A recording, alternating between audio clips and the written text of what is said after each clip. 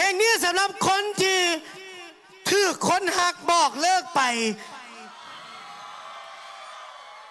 และเฮ็ดหยังบ่ได้ยื้อไว้กับบ่ได้ขอให้อยู่กับบ่ได้ได้แต่เก็บความเจ็บไว้ในใจเลิกแล้วกันนะ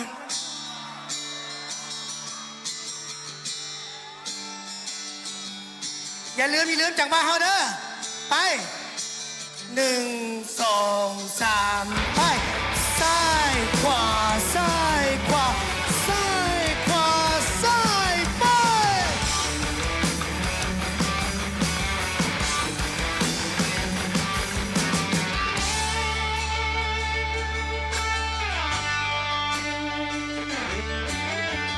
เขาบอกหลวงทางห้องเพลงมวลห้องดังๆเลยเด้อมีคำหนึ่งคำที่ค้างในใจอยากจะบอก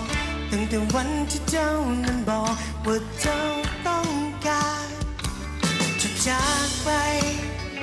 ต้องการมีใหม่ที่ดีกว่านี้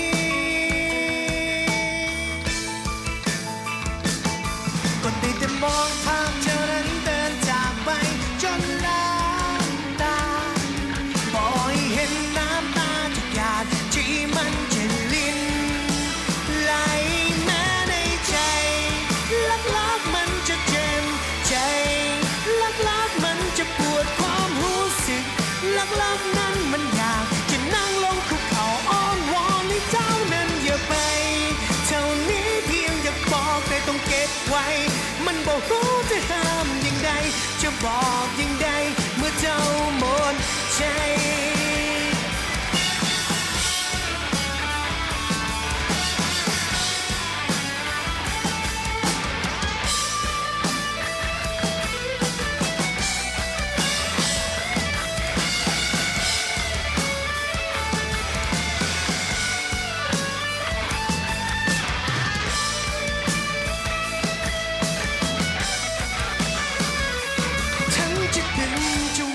เจ้าก็คงต้องไปเมื่อเจ้านั้นหมดใจจะห้ามคงต้องไว้ฉันจะบีบน้ำตาหรือจะกอดข้าไว้ฉันจะอ้อนวอนไปเท่าใดก็ได้แต่มองภาพเจ้านั้นเดินจากไปจนบ่อยเห็นน้ำตาทุกหยาดที่มันจะลิ้นไหลแม้ในใจลักมันจะเจ็บใจลักมันจะปวดความรู้สึก